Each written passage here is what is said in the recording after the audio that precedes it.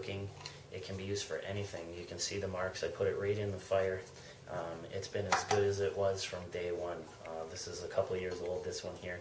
Anything that you get in the way of like cups or water bottles, you should be getting them in stainless steel so that you can put them directly in a fire and cook with them and use them for other things. I have compressed camping towels. So these are actually towels. When you uncompress them, they're actually, you know, they're yay big. They're pretty good size. I carry water tablets. I try to boil my water at all costs. Even if I use the water tablets, I try to boil my water.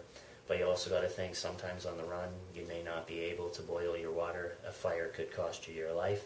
So again, you're looking at potentially using water tablets, so I do have a small supply of water tablets on me. I carry aluminum foil.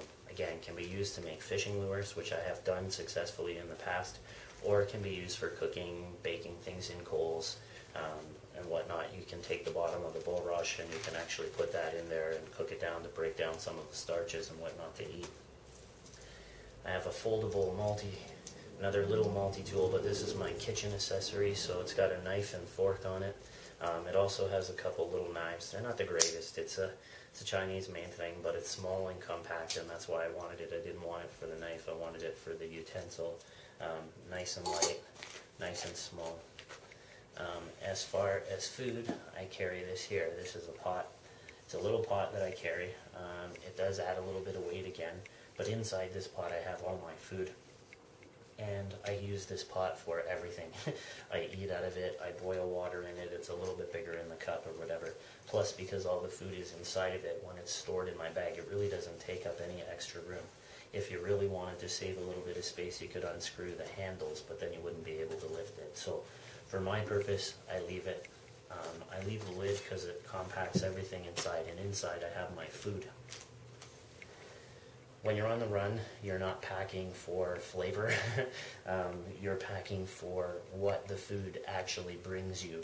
So I pack high carb, high protein. So all the energy from the carbohydrates that I could possibly get, and not from sugar sources, from good carbohydrates, and then the protein bars. So what I pack, there's many packets, and there's 10 in here, of oatmeal, because oatmeal is one of the best carbohydrates for the body. I do have some of the flavored ones, so even on the run you can have a little bit of flavor.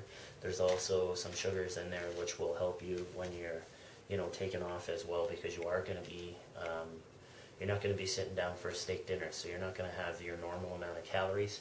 Plus, humping around with your rucksack and your pack is going to be burning off a lot more calories than you normally burn off. Also, I carry a bunch of bouillon. Bouillon. It's basically very, very low-calorie, crappy soup. But again, we're talking about a survival situation, and we're talking about, you know, carrying what has the most pack for the punch. And I guess that's why you grab the oatmeal.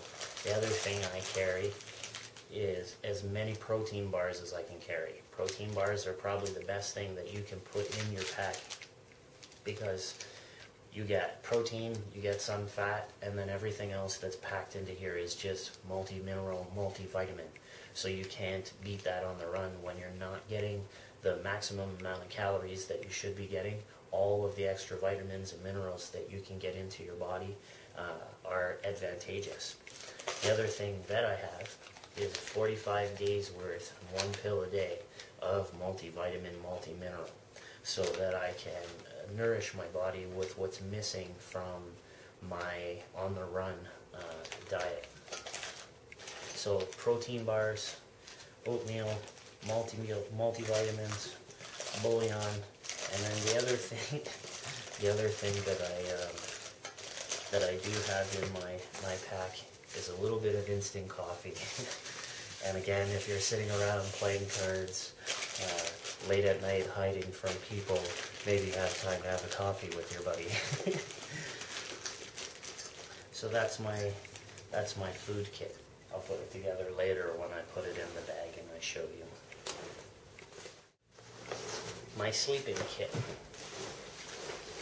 I have a couple different scenarios here. This is my bivvy, one-man bivvy, which I bring everywhere. I have other tents when I go camping, but this is bug out scenario, so it's the one-man bivvy.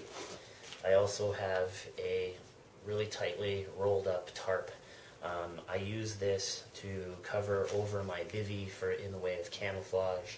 I can throw some natural veg and stuff like that on it when I triangle over top of my bivvy. So I would use it to help camouflage, or to set up a cooking type roof area in the trees or whatever that would be very hard to spot from above, and could also protect. If you put it high enough up in the trees, you can have a fire underneath it, and the fire can't be seen when something's going over top if you put it in the right place. No, that isn't going to protect you from thermal. Thermal, you're going to be digging a hole and trying to go underground. But for this situation, let's just say that we don't have to worry about that as of yet. So that's my little tarp. And this is about 8 by 10, I believe, so it's still a pretty good size. This is my summer sleeping bag. I have a winter bag right there.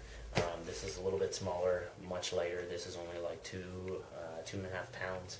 The other one's like 4.5, so it's a lot bigger. Depending on the time of the year, I would. This one is always attached to my bag, but if I have an extra hand, I'm going to grab the winter bag.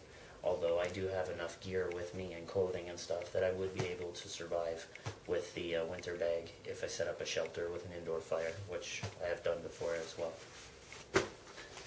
I also carry a plastic drop sheet. This is a standard drop sheet. It's 8 feet by 12 feet.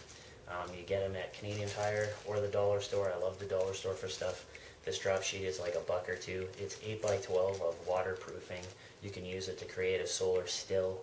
You could use it to make a rain trap. A million different things. So a waterproof, just a long, thin, lightweight sheet of plastic that you can use for anything that you can think of with regards to water or a shelter. So that's my sleeping stuff. On to the clothing.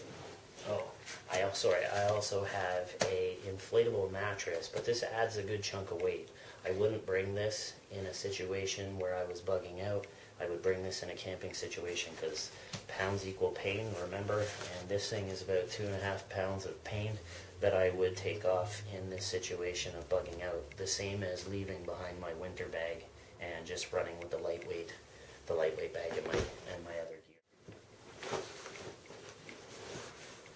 So when it comes down to clothing items, I pack fairly simple but very smart.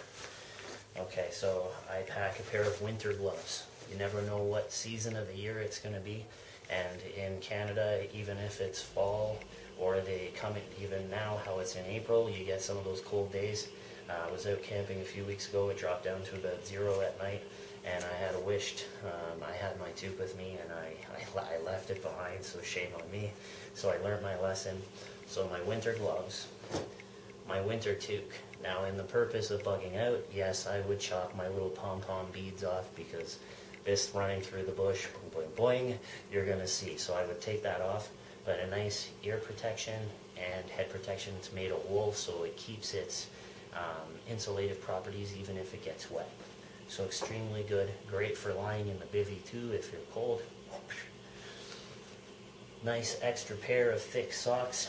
Couple other extra pairs of socks as well because again you march by your feet, so nice dry feet with your foot powder and you're good to go. Couple extra pairs of underwears just in case. No one likes a dirty bum. I also carry a pair of long johns because again, when you get chills, as soon as you put on another layer, when it's trying to get warm, everything's about layering, and these can make a real big difference, at least for me. So that's what I have in the way of that gear. And that's my gear bag. So now I'm going to actually weigh it for you and let you see how heavy this bad boy is. Okay, so that there is 45 pounds. Well, 44 pounds.